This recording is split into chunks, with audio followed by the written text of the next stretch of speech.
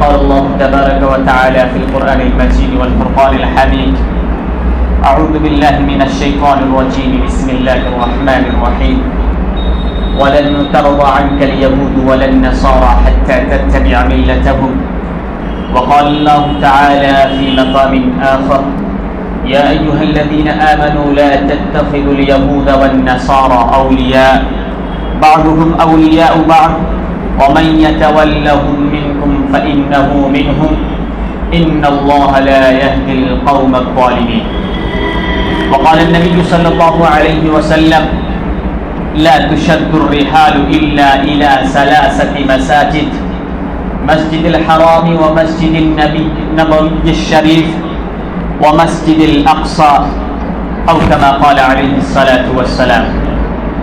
میرے محترم بزرگوں اور عزیز ساتھیوں، اس وقت دنیا جس عالمی منظرنامے کو دیکھ رہی ہے، فلسطین اور اسرائیل کی ایک جنگ ہے جو ہمارے اور آپ کی نظروں کے سامنے ہے. سوشل میڈیا پر ہم اور آپ اس کو دیکھتے ہیں. یہ فلسطین اور اسرائیل کی جنگ کوئی آج کی 9-10 دن کی جنگ نہیں ہے، بلکہ یہ 5 صدی پر مشتمل ہے. تقریباً 75 سالوں سے یہ حق و باطل کی کشمکش اور ایک دوسرے سے مٹبھیڑ جاری ہے. لیکن اس جنگ کو جاننے سے پہلے ہمیں یہودیوں کی خباثت اور عدالت کو سمجھنا پڑے گا. ان کی تاریخ اور ان کی ہسٹری کو ہمیں معلوم کرنا پڑے گا. پھر جا کر آگے ہم اور آپ کسی چیز اور کسی نتیجے پر پہنچ سکتے ہیں. جب آپ قرآن کریم کا مطالعہ کریں گے تو قرآن کریم نے جو انداز یہودیوں کے بارے میں اختیار کیا ہے، جو باتیں یہودیوں کی خباثت اور عدالت سے متعلق ہیں، آپ قرآن کریم کا مطالعہ کریں گے، آپ کے سامنے اسٹیپ بائی اسٹیپ واضح ہوتی چلی جائے گی. میں نے 3 مختلف مقامات سے 3 آیتیں آپ حضرات کے سامنے تلاوت کی ہیں، جن میں اللہ تبارک و تعالیٰ صاحب لفظوں میں فرماتے ہیں کہ وَلَن تَرْضَىٰ عَنْكَ الْيَهُودُ وَلَا النَّصَارَىٰ حَتَّىٰ تَتَّبِعَ مِلَّتَهُمْ، کہ یہودی اور نصارہ یہ آپ سے راضی نہیں ہوں گے، آپ سے خوش نہیں ہوں گے، یہاں تک کہ آپ ان کے مذہب کی اقتدا کر لیں. ان کے مذہب کو جب آپ اختیار کر لیں گے، یعنی یہ کہ جب آپ یہودی بن جائیں گے تو یہ لوگ آپ سے خوش ہوں گے، اس سے پہلے یہ لوگ آپ سے خوش نہیں ہونے والے.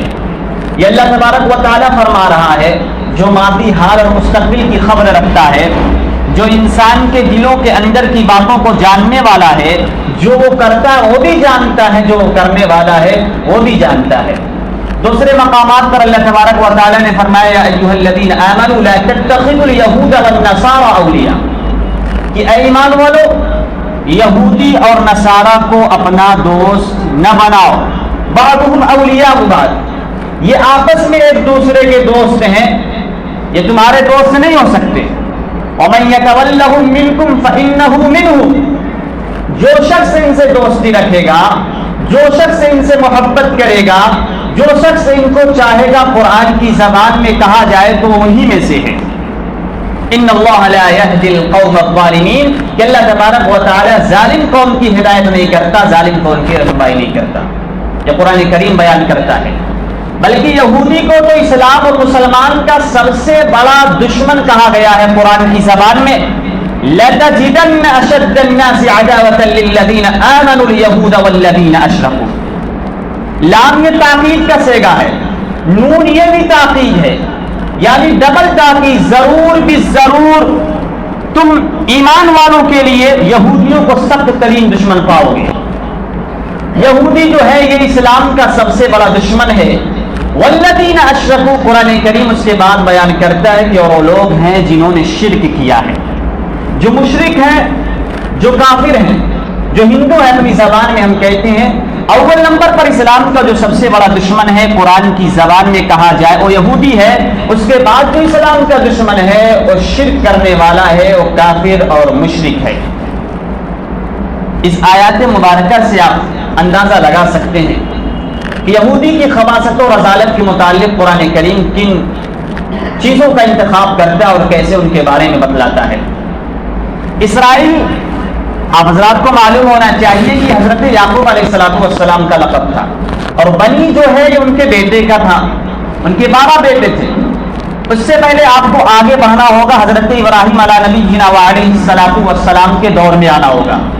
حضرت ابراہیم علیہ الصلوۃ والسلام کے 2 بیٹے تھے، حضرت اسحاق اور حضرت اسماعیل.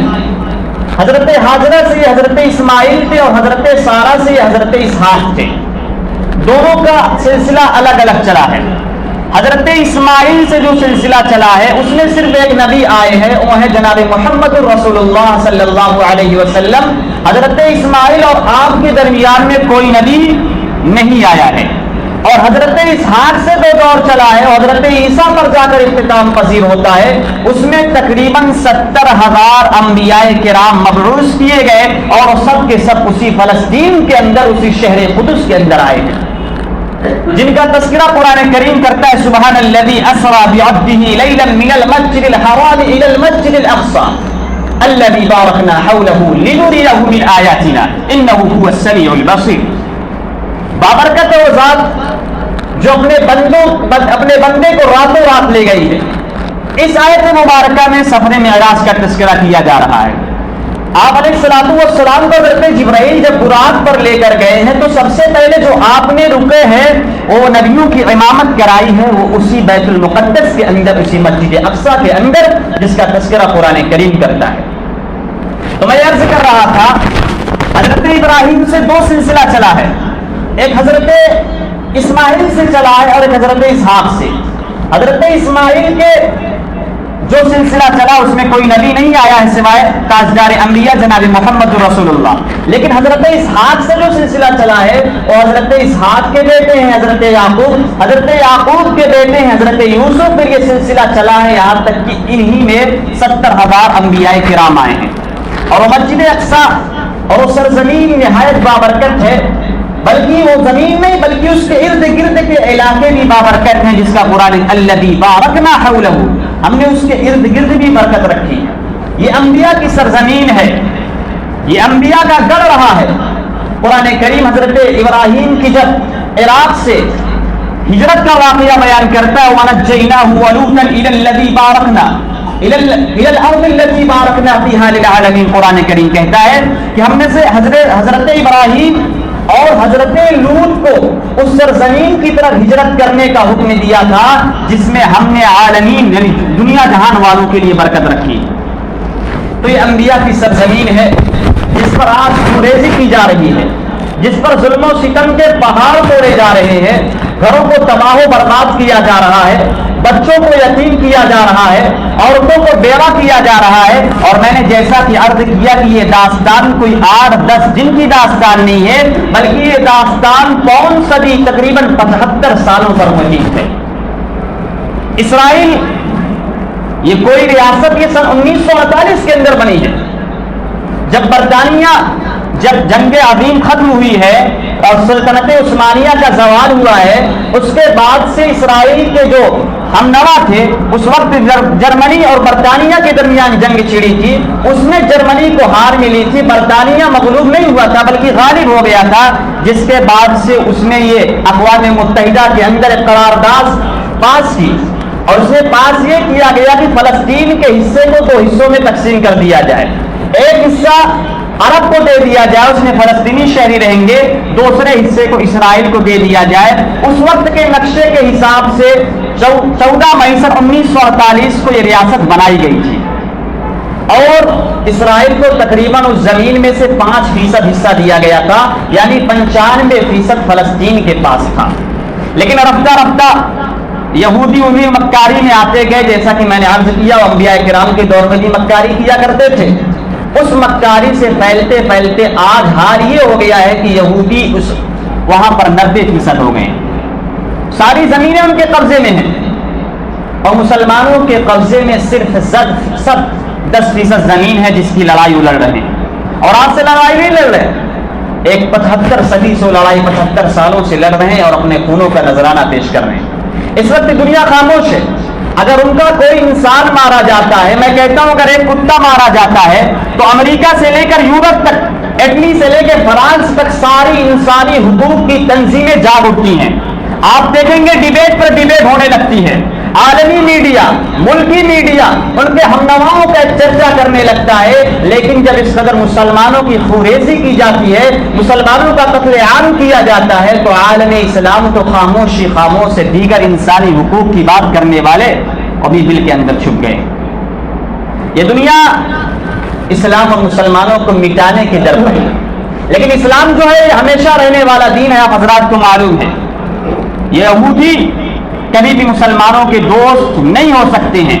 ان کی تاریخ ایسا نہیں ہے کہ کوئی بدترین تاریخ رہی ہے، بلکہ حضرت موسیٰ علیہ السلام کے دور میں انہوں نے حضرت موسیٰ سے کہا تھا اذهب انت وربك فقاتلا ان هاهنا قاعدون، کہ آپ اور آپ طرف جائے لڑائی کرنے جائیے، ہم تو یہیں بیٹھے رہیں گے۔ یہ وہ قوم ہے جنہوں نے نبی کو جھٹلایا، اور یہ قوم ہے جس نے حضرت مریم علیہ نبینا علیہ السلام پر اس نے تہمت لگائی۔ یہودیوں کی تاریخ آپ پڑھیے، اور یہی یہودی تھے آپ علیہ السلام کے دور میں غزوہ خندق کے اندر، غزوہ احزاب میں انہوں نے مسلمانوں کے خلاف دیگر اقوام کو بھڑکایا، اور مسلمانوں کے خلاف ان لوگوں نے تیار اور پلاننگ کی ہے۔ تو یہودی کبھی مسلمان کے دوست نہیں ہو سکتے، یہ مسلمان کے دشمن آج سے نہیں ہے، بلکہ صدیوں سے مسلمان کے دشمن چلے آ رہے ہیں۔